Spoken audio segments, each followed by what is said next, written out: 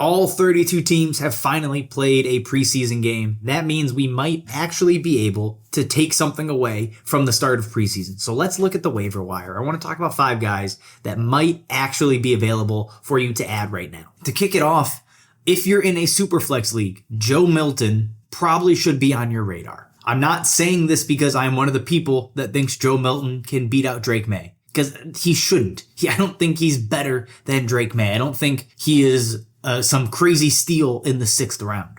The reason Joe Milton is interesting, if Drake May gets hurt, if Jacoby Brissett gets hurt, Bailey Zappi gets cut, which I think is hopefully going to happen. If those things happen, Joe Milton is interesting for fantasy because he can run and he has a rocket basically attached to his arm. That's the upside. That's the appeal. You are basically rostering a backup quarterback. But if you take him and throw him on your taxi squad, I think that's a much more interesting case because he is high upside given the skill set. Again, if you're ever relying on Joe Milton, you're probably in trouble. But why not take a chance, see if the Patriots magically struck gold late again, and just take a shot on the rushing upside that Joe Milton brings to your team. Moving to the running backs here, I have a pair of backup running backs that I think need to be rostered, and we've talked about them previously. The first one being Deneric Prince. He's on the Chiefs. That is, step number 1 to being a valuable backup running back.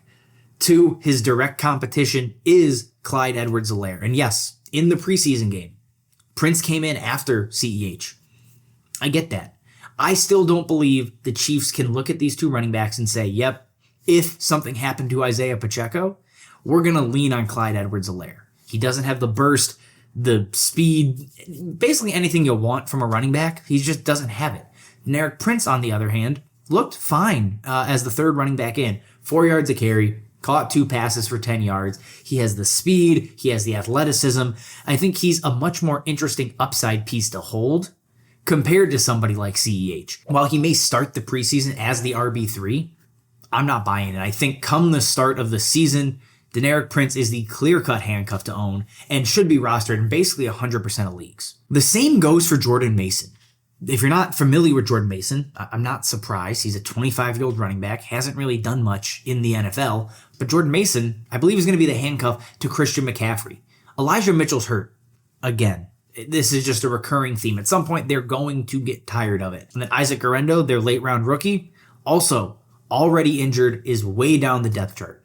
Jordan Mason, on the other hand, is actually healthy. That is step 1 to earning the job or winning the job as a backup running back. Step 2 is looking good while you get the opportunity. And while the starters didn't play or really, matter in this instance, Jordan Mason looked good. 35 yards and a touchdown on the ground. He is a hard-nosed runner. He, I think, fits what Shanahan likes in a running back because he is a one-cut guy. He gets downfield. He does a lot of what Elijah Mitchell does, but he does it while healthy. That's the biggest piece here. So if Jordan Mason is out on waivers, and I think he is right now in about 40% of leagues, he should be rostered. This is the time of year you should be adding every single backup running back you can think of. So just because I didn't mention them here, find those backups and add them because they need to all be rostered because chaos is coming as soon as we hit week 1. Now going to a deep add at the wide receiver position, a player I did not think I'd be ever mentioning again for fantasy. Van Jefferson. Van Jefferson is the clear-cut wide receiver 2 in Pittsburgh. He is going to be easily behind George Pickens. No question about it.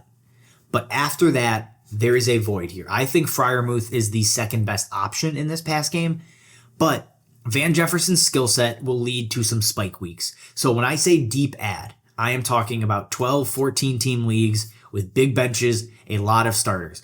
Van Jefferson ends up being a semi-interesting piece in those scenarios because you're tied to Russ or Justin Fields for that matter, and they have both shown they are able to support these down the field wide receivers and just give them some monster games. Now, do you want to have to predict that and rely on Van Jefferson? God, no. Absolutely not. There's a reason he is available on waivers in most leagues. But again, if you're just looking for depth, the guy that basically played every single snap with the starters is probably going to have some semi-relevant games. So Van Jefferson is a disgusting name, but he needs to be rostered in your deep leagues. And to close us out, a tight end who I also did not expect to be talking about after week 1 of the preseason, Gerald Everett. Gerald Everett, if you're not familiar where he is now, he's in Chicago. He's no longer in LA, either LA, but he came over with Shane Waldron to Chicago, and that is why he is out snapping Cole Kmet in week 1 of the preseason. Right off the bat, he is the tight end to own from a fantasy perspective because he played in 11 personnel. He ran more routes than Cole Kmet. He played more snaps. Basically, he was just on the field more. And that's not to say Cole Kmet isn't good, but if you're gonna target a guy in a tight end premium league, it needs to be the guy that's actually running routes, that's actually on the field more often. And I'm not saying cut Cole Kmet, but Gerald Everett needs to be added in your tight end premium leagues. In one tight end, no premium whatsoever, do not add Gerald Everett. For the love of God, it's not worth it. But in your tight end premium leagues, he's a little bit interesting because you're always just looking for extra depth or players that are tied to hopefully, productive offenses. And that's what Chicago should profile as this season.